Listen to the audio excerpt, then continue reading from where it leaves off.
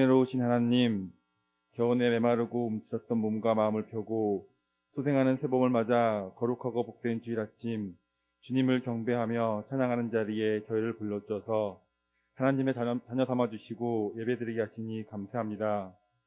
이 시간 한 주간의 삶을 돌아보게 하시고 부족하고 허물 많은 우리의 모든 연약함을 십자가 앞에 내려놓고 온 마음과 정성을 다하고 뜻을 다하여 신령과 진정으로 드려진 우리의 예배가 될 수 있도록 하여 주시옵소서.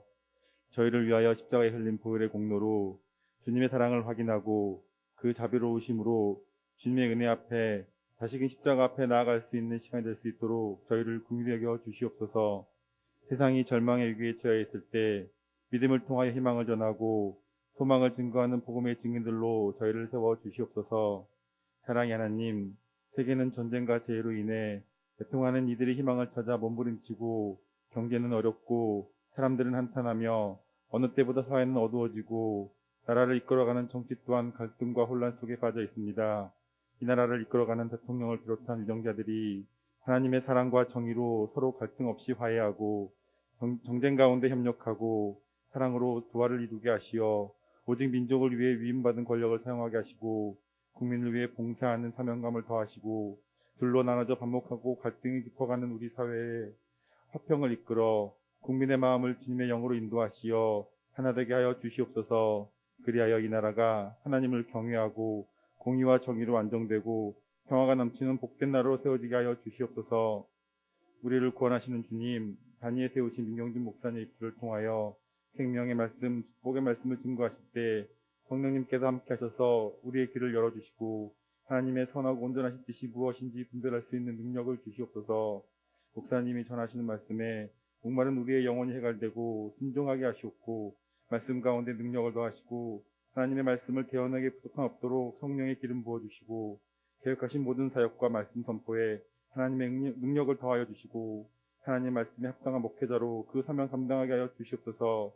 은혜를 주시는 하나님 아버지, 필리핀 선교지에서 선교활동 중인 나게돈 목사님과 함께하여 주시옵소서. 복음의 씨앗이 뿌려지는 지역에 봉사하고 섬기는 모든 분들을 기억하여 주시고 함께하신 선교사님들을 주님께서 붙들어 주시옵소서.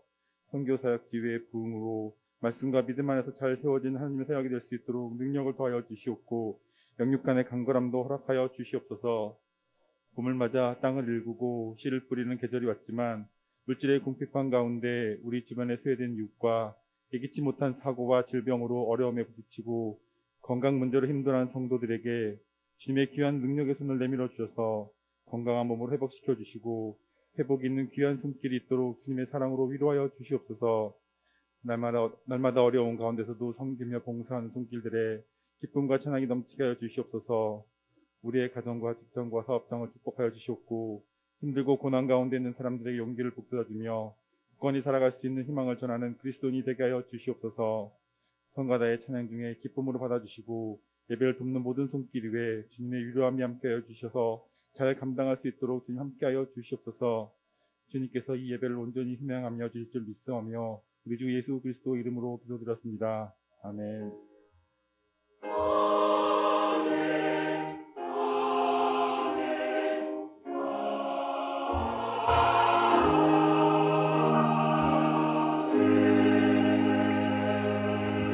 말씀 보겠습니다.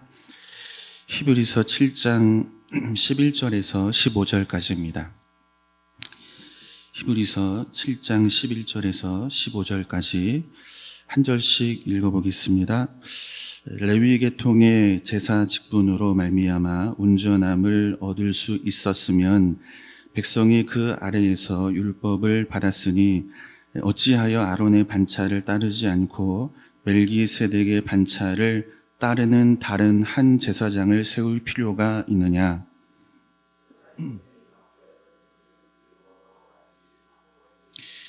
이것은 한 사람도 제단 예를 받들지 않는 다른 지파에 속한 자를 가리켜 말한 것이라.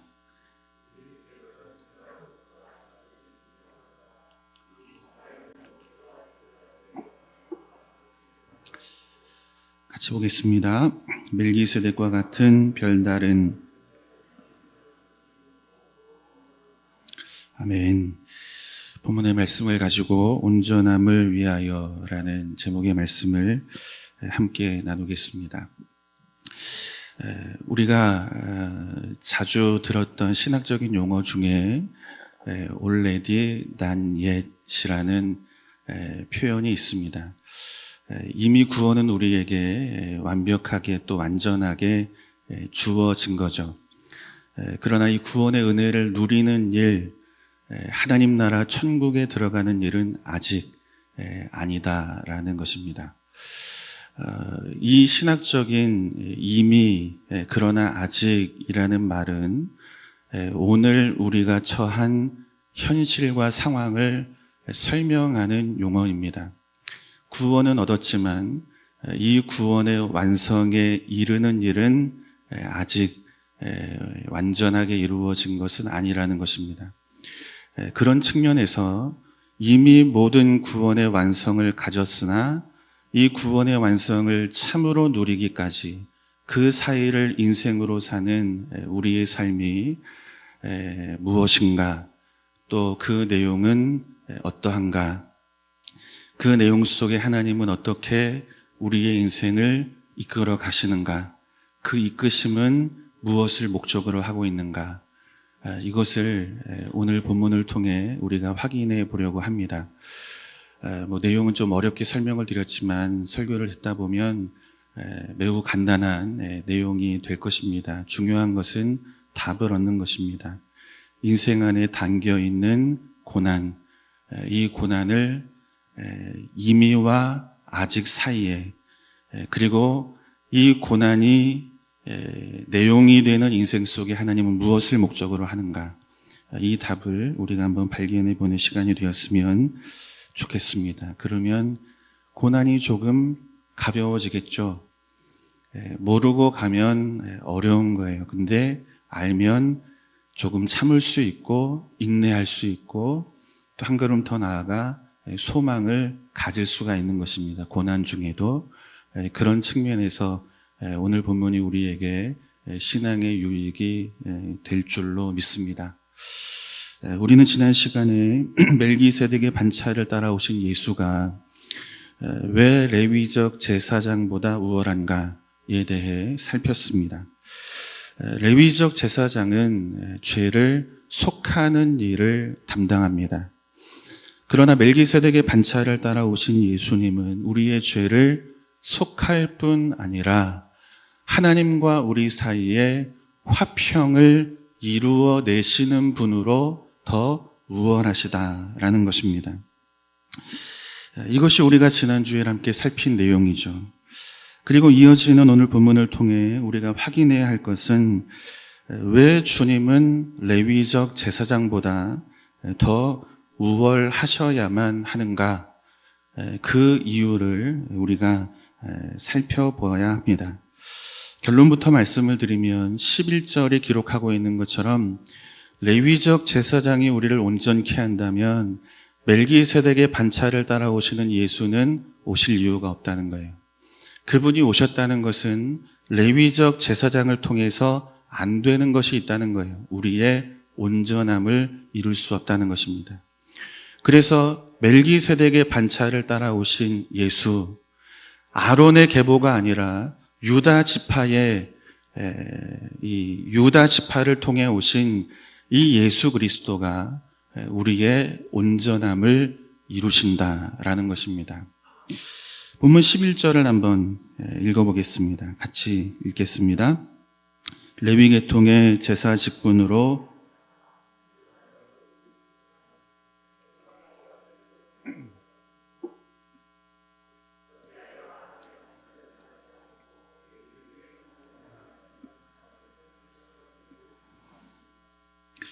아론의 반차를 따르는 레위적 제사장은 우리를 온전하게 할 수가 없다는 것입니다. 그렇다면 그래서 멜기세덱의 반차를 따르는 예수가 우리에게 반드시 필요하고, 그래서 그분은 우리 인생 가운데 오셨다는 거죠. 그렇다면 예수님은 어떻게 우리를 온전함으로 이끌어 가시는가라는 것입니다. 로마서 5장 1절과 2절을 한번 읽어보겠습니다. 로마서 5장 1절과 2절입니다. 같이 읽어요. 그러므로 우리가 믿음으로 의롭다 하심을 받았으니 우리 주 예수 그리스도로 말미암아 하나님과 화평을 누리자. 또한 그로 말미암아 우리가 믿음으로 서 있는 이 은혜에 들어감을 얻었으며 하나님의 영광을 바라고 즐거워하느니라. 지난주에 우리가 살핀 말씀입니다. 의롭게 되는 일 우리 힘으로 안 된다는 것입니다. 하나님과 화평하게 되는 일 우리가 아무리 노력을 해도 안 된다는 것입니다. 그래서 바울은 이렇게 설명하죠. 의롭게 되는 일은 우리 힘으로 안 되는 것으로 믿음으로 되는 것이라. 이렇게 설명하는 거예요. 하나님과 화평하게 되는 일은 우리가 애쓰는 것으로 되지 않는 것이기에 그리스도로 말미암아 되는 것이라. 이렇게 설명하고 있는 것입니다. 그런데 이어지는 2절의 말씀을 보면 믿음으로 말미암아 그리스도로 말미암아 의롭게 되고 하나님과 화평하게 된 우리가 어디에 위치하고 있는지를 설명하고 있습니다.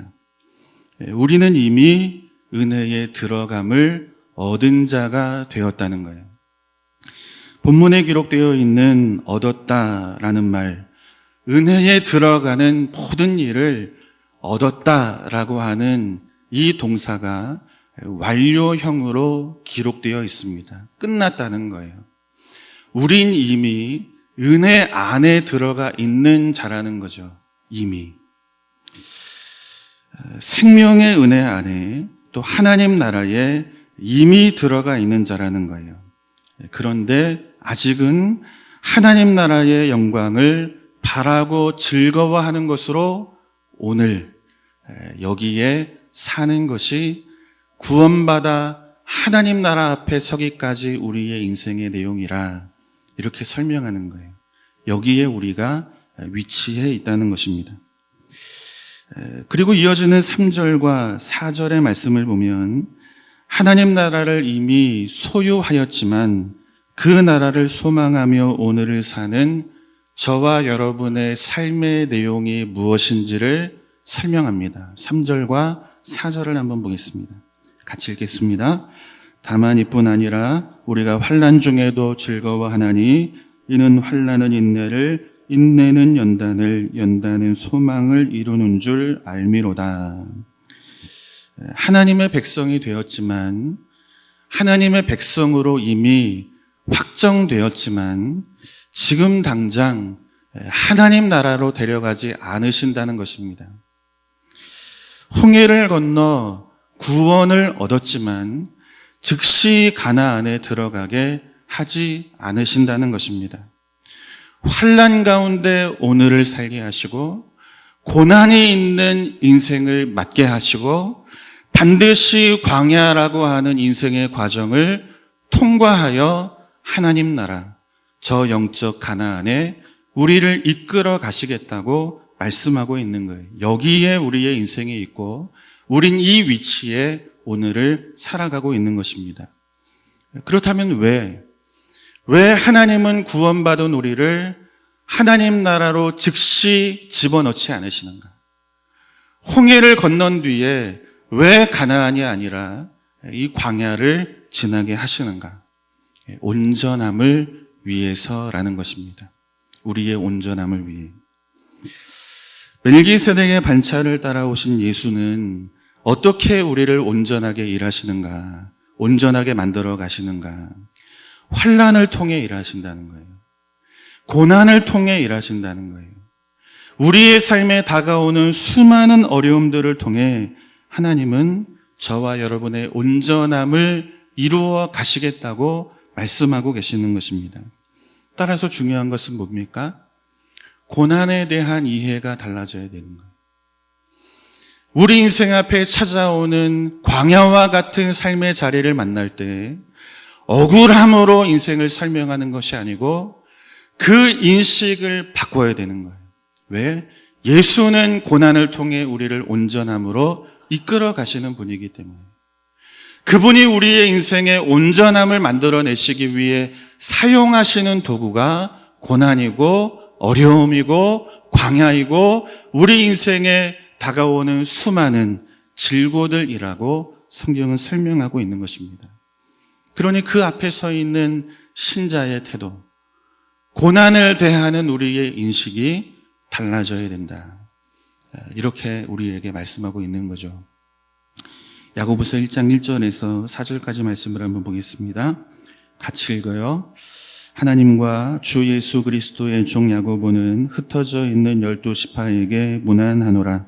내 형제들아, 너희가 여러 가지 시험을 당하거든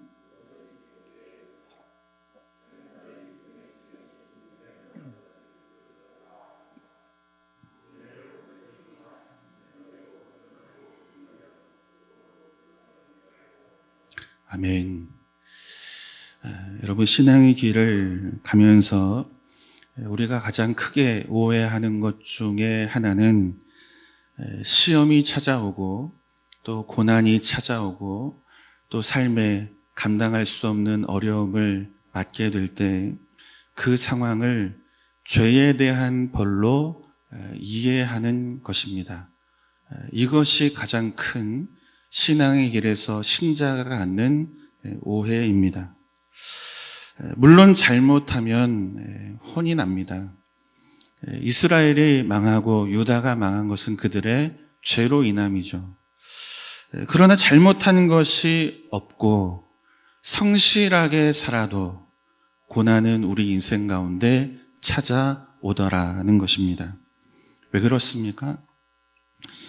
하나님은 저와 여러분들을 부르실 때 그 모습 그대로 우리를 데려가기를 원치 않으시기 때문에 그래요. 하나님이 저와 여러분들을 부르실 때에는 목적이 있는데 변화에 있다는 거예요. 우리를 온전한 자로 변화시키는 것에 부르심의 목적이 있는 거예요.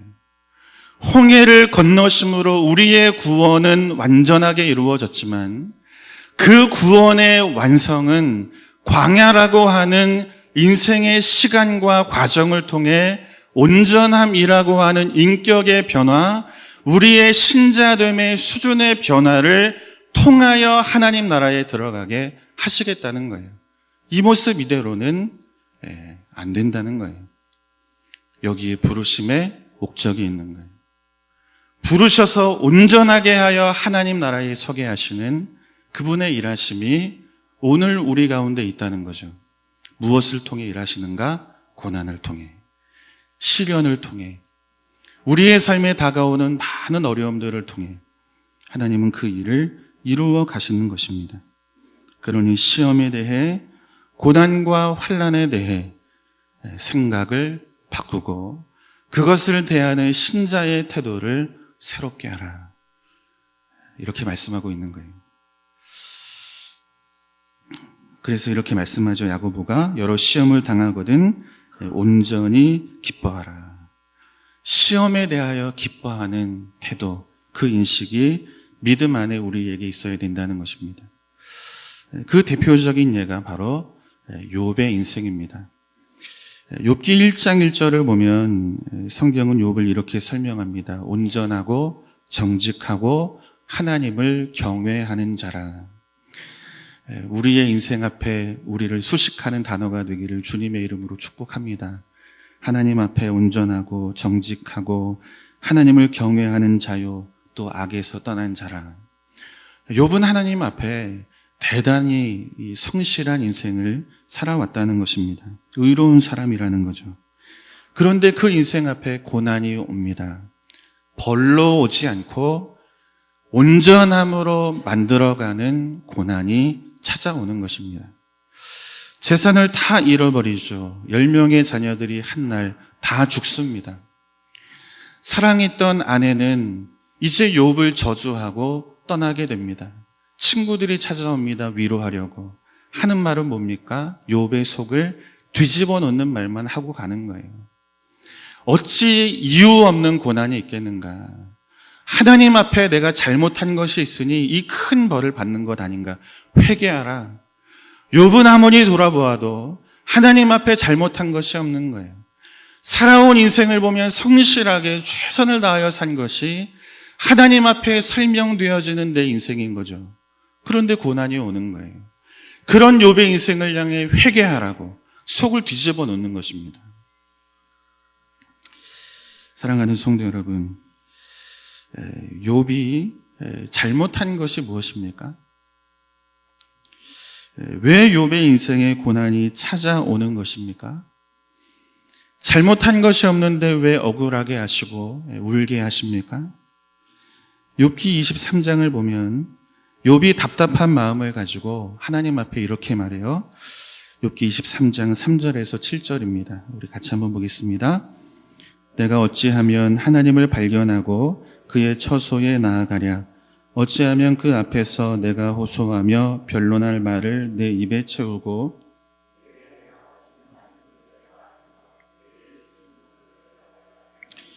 그가 큰 권능을 가지시고 나와 더불어 다투시겠느냐? 아니로다. 도리어 내 말을 들으시리라. 거기서는 정직한 자와 그와 변론할 수 있은즉 내가 심판자에게서 영원히 벗어나리라. 욥은 욥의 친구들처럼 고난을 죄에 대한 벌로 이해하고 있는 거예요. 그러니 내 말을 들어달라는 거죠. 나는 벌을 받을 만한 죄를 지은 일이 없다는 것입니다. 간절한 소원이 있는데 내 삶에 대하여 하나님께 설명할 수 있는 기회를 한 번만 달라는 거예요. 그러면 내가 이와 같은 벌을 받을 만한 죄를 짓고 산 인생이 아니라는 것을 내가 하나님 앞에 설명할 수 있다는 거죠. 그러니까 욥은 자신의 인생에 다가온 고난을 죄에 대한 벌로 이해하고 있는 것입니다. 그러니 설명할 기회를 달라는 거죠. 고난을 온전함을 위한 과정으로 이해하지를 못하는 것입니다. 누구처럼요? 네, 우리처럼. 고난이 오면 그 고난에 대한 우리의 인식과 태도가 왜? 하나님 왜입니까? 하나님 앞에 항변하는 태도로 나타나고 내가 무엇을 잘못했기에 이와 같은 벌을 받아야 합니까? 벌을, 고난을 죄에 대한 벌로 우리는 이해하며 사는 것입니다. 그런데 하나님은 그런 욥에게 이렇게 말씀하세요. 욥기 38장 2절에서 7절입니다. 같이 한번 보겠습니다. 무지한 말로 생각을 어둡게 하는 자가 누구냐? 너는 대장부처럼 허리를 묶고 내가 내게 묻는 것을 대답할지니라. 내가 땅의 기초를 놓을 때에 내가 어디 있었느냐? 내가 깨달아 알았거든 말할지니라. 누가 그것의 도량법을 정하였는지 누가 그 줄을 그것의 위에 띄었는지 내가 아느냐?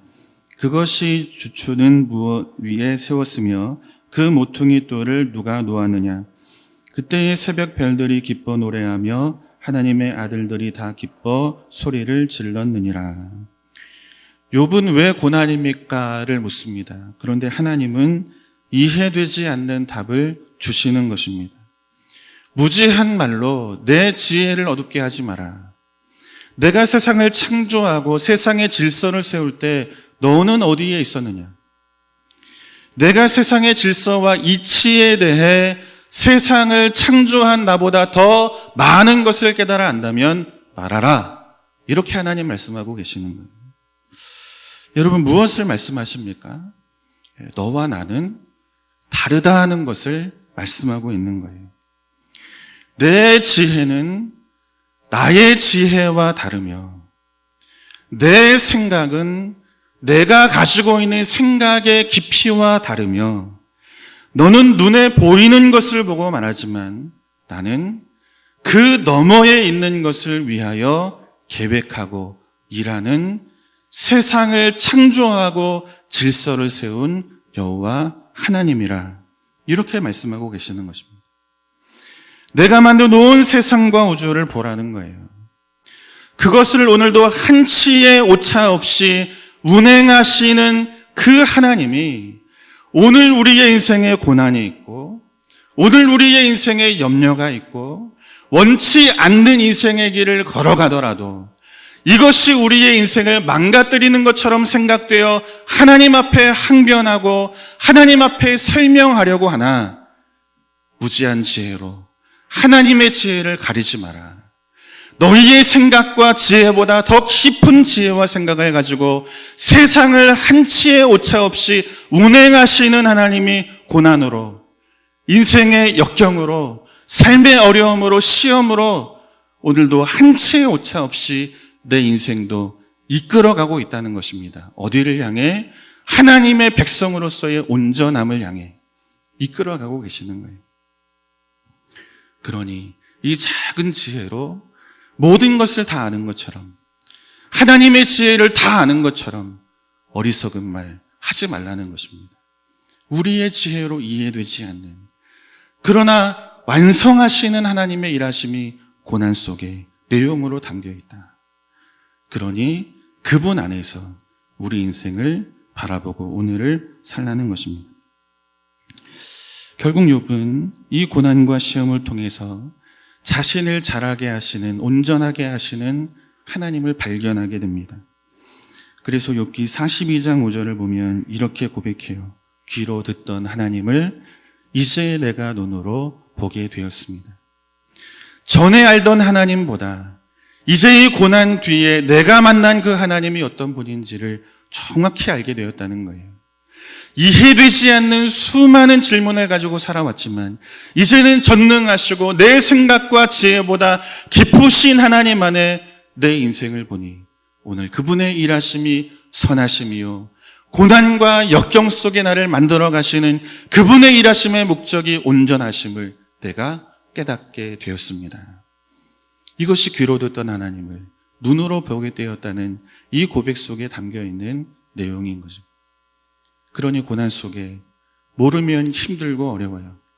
그러나 이 고난 속에 담겨있는 하나님의 목적과 그분의 일하심을 알면 우리는 조금 더 참을 수 있고 또 인내할 수 있고 우리를 자라게 하시는 그분 안에서 고난 중에도 소망을 갖는 이 믿음의 길을 걸어가게 될 줄로 믿습니다. 그 하나님이 오늘 누구의 인생도 그렇게 이끄십니까? 저와 여러분의 인생도 그렇게 이끌어 가신다는 것입니다. 그러니 우리의 인생에 오는 고난, 우리의 삶에 다가오는 수많은 어려움들을 그저 무시하듯 혹은 항변하듯 혹은 왜입니까? 억울하듯 그렇게 살지 말고 하나님의 선하심을 그 안에 발견하는 자가 되라는 것입니다. 우리 말씀 한 곳을 보고 정리하겠습니다. 로마서 8장 29절 30절입니다. 같이 보겠습니다. 하나님이 미리 아신 자들을